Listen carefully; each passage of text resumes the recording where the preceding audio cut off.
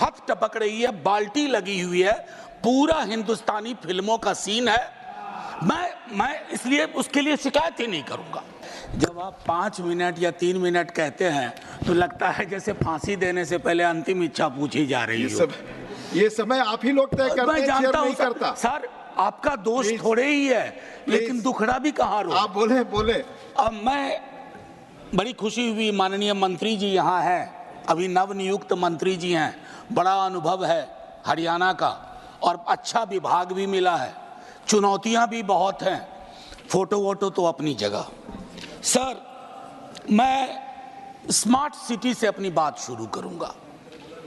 अब ये smart city सरकार भी बहुत बोल नहीं रही है सर।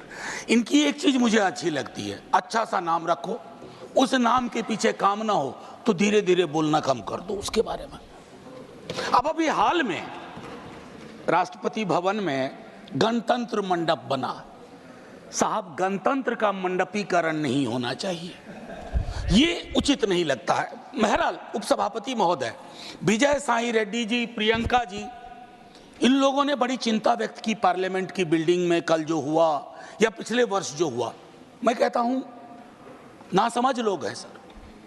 ये तो विशुद्ध भारतीयता का एहसास कराता है कि जब बाल्टी से पानी सर टपक रहा हो। शब्द चेक कर लीजिएगा, नासमझ शब्द। अच्छा, मैं वापस लेता हूं ना, एकदम भूपेंद्र भाई, इसलिए आपको यहां रहना चाहिए। मैं ये कहना चाह रहा था कि मेरे साथियों ने शायद इसकी मर्म को नहीं समझा कि छत टपक रही है, बाल्टी लगी हुई है, पूरा हिंदुस्तानी फिल्मों का सीन है। मैं इसलिए उसके लिए शिकायत ही नहीं करूंगा, बस शिकायत नहीं करूंगा। सर, मेरी दूसरी चिंता है कि स्वच्छ भारत अभियान में गांधी जी के चश्मे को हम टांग देते हैं। वैसे स्वच्छता की ओर गांधी जी का चश्मा, जरूरत थी चश्मा पहनने की, चश्मा वहां रख देने की नहीं। गांधी का चश्मा नहीं पहन सकते क्योंकि दो परस्पर विरोधाभासी चीजें, गांधी और दूसरा मैं नाम नहीं लूंगा, एक साथ नहीं चल सकती, क्योंकि मुझको नाम लेना भी बुरा लग रहा है। सर, तीसरी मैं मंत्री जी को कहूंगा, स्ट्रीट वेंडर्स शहरों की रीढ़ होते हैं, उनके साथ न्याय कीजिए। नाइंसाफी हो रही है उनके साथ। आपकी नीतियां कुछ बनती है, पुलिस प्रशासन किसी और तरीके से एक्ट करता है, और उस मद में जिसको हम कहते हैं पीएम स्वनिधि, आपका एलोकेशन भी 30% कम हो गया। तो मैं आपसे आग्रह करूंगा, उसको देखिए। आईईसी स्वच्छता में, आईईसी में एलोकेशन कम हो गया है। अमृत में आधा काम भी नहीं हुआ है, प्रोपेगेंडा अपनी जगह।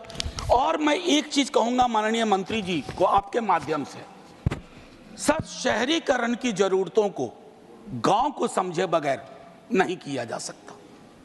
जब तक ग्रामीण पलायन, ग्रामीण अर्थव्यवस्था, उस पर आपकी नजर नहीं होगी, आपकी पकड़ नहीं होगी, तब तक शहरों में लोग आएंगे, आप एकोमोडेट करने में फेल करेंगे। आपके बदले कल को हम हों, तब भी वो दिक्कतें होंगी। मैं एक चीज और भी उसमें कहूंगा, संपत्ति का असंतुलन भी शहरों में बहुत दिखता है सर। एक चीज और कहूंगा, हमारे शहर जब बनते हैं, कोई बिल्डिंग बनती है, तो आपको श्रमिक लगातार चाहिए, मजदूर लगातार चाहिए, और वो मजदूर जब आपको बिल्डिंग बना के देता है, उसके बाद वो मजदूर आपको भारी लगने लगता है। वो जहां रहते हैं उसको आप स्लम कहते हैं, और उस स्लम को अपनी नजरों से दूर करना चाहते हैं। स्लम हमारी नीतियां पैदा करती है। स्लम में रहने वाले हमारी आपकी तरह के लोग हैं, उनके बारे में दृष्टिकोण साफ होना चाहिए।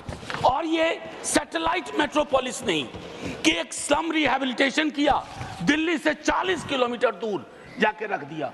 कैसे काम करेंगे, कैसे रोजगार चलेगा?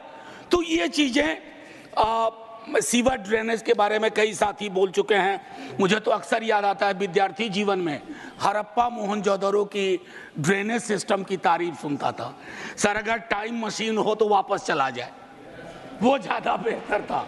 मैं और एक आखिरी चीज करूंगा सर, आजादी के बाद अपने देश में multi caste, multi community housing society बननी शुरू हुई थी सर। आज वो सारी चीज, आखिरी 30 सेकंड सर, आज वो सारी चीजें खत्म हो गई।